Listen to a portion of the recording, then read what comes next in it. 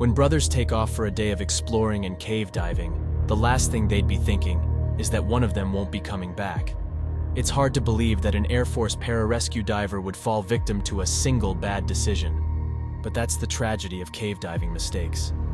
You don't get a second chance.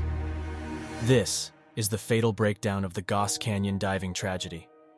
Michael and Paul Hayden had explored an abandoned water well cave in Goss Canyon during their childhood.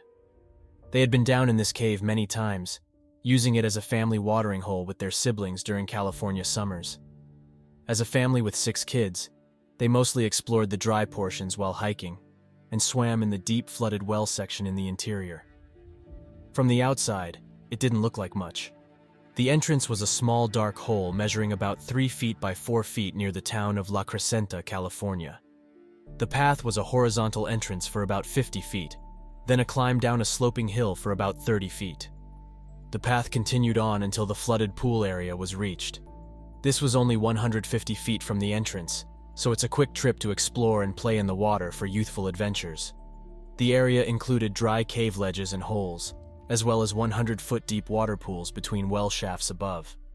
As the boys got older, they gained some skills and became bolder in their plans to explore this abandoned water well.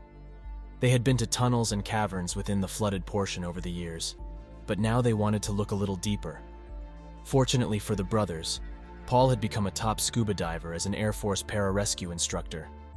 For nearly 15 years, he had been a part of the elite pararescue force.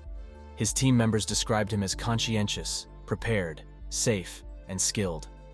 As a master sergeant in the Air Force, he had dedicated nearly 20 years in service to others. He was an extremely skilled open-water diver and had plenty of experience to serve as leader for their new adventures. Their mother stated that they had done this type of diving there many times over the years, so they had plenty of experience in this cave and these specific conditions. On September 17, 2000, Paul planned to explore some farther tunnels and well shafts in the cave. They hiked up to the cave carrying the scuba equipment to the pool area. He was using his mounted GoPro camera as a light source and was equipped with 2 hours of air. Michael planned to stay in the main cave to monitor his brother, knowing the time limit they were working with. The brothers had a system to communicate with the rope tether that was attached to a rock in the main cave. Michael would give a couple of tugs on the rope to check on Paul's status. Paul would then tug a couple of times in response to indicate that he was okay. Things seemed to be going well. The lead was being pulled down as expected, and Michael continued to feed the rope length out for his brother. He had tugged a few times and Paul had responded. After about 20 minutes, he pulled twice and waited for a reply. This time, there was nothing. He pulled again, but found the line to be tight.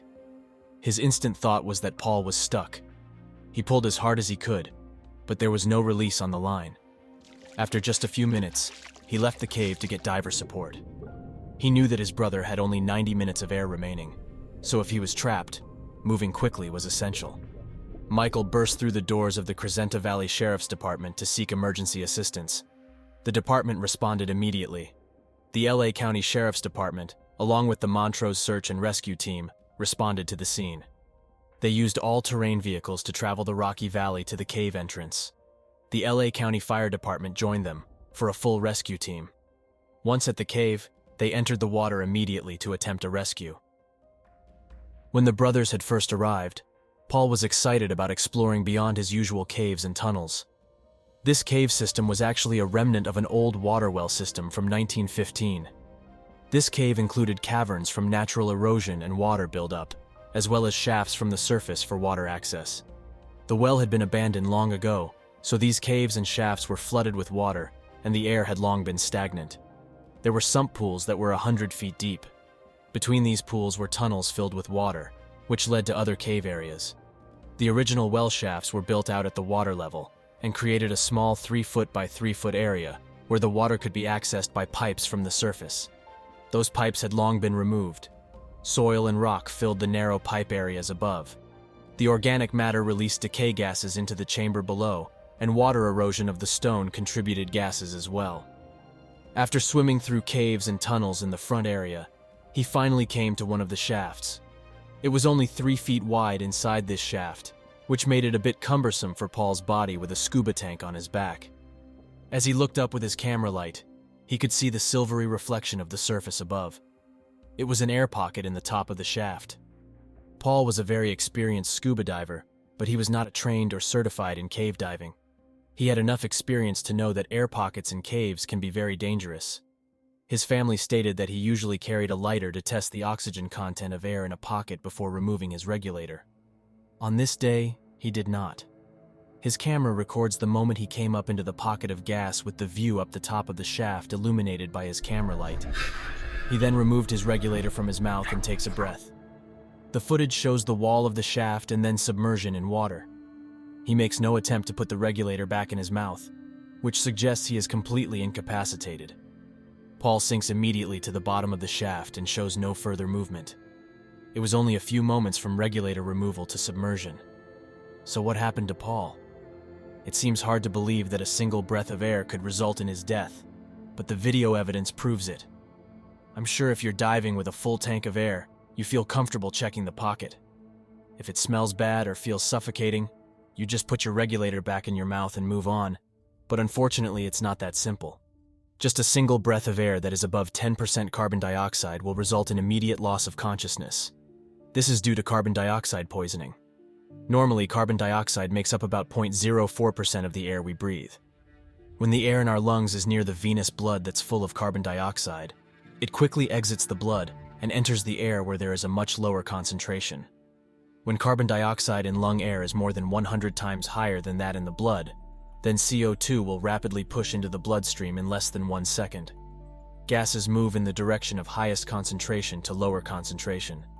Normally, this process only goes in one direction, removing carbon dioxide from the body. In this case, the high concentration of CO2 in the air reversed the direction of diffusion.